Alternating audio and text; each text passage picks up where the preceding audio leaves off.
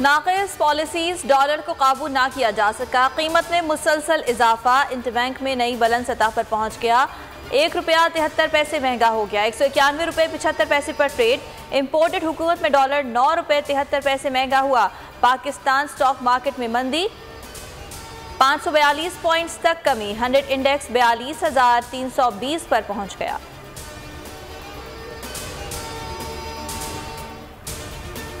काबिल वक्त इंतखाबात, इत्तेहादियों में हलचल। आसिफ जरदारी के इंतखाबी इस्लाहात के बाद इलेक्शन कराने के बयान के बाद नून लीग ने घुटने टेक दिए। लंदन में नून लीग की मुशावरत आज फिर होगी।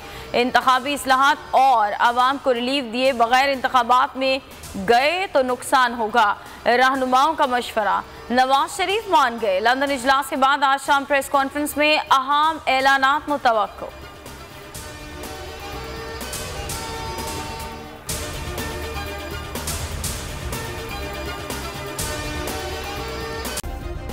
सब्सक्राइब करें और बेल दबाएं ताकि कोई खबर रह न जाए।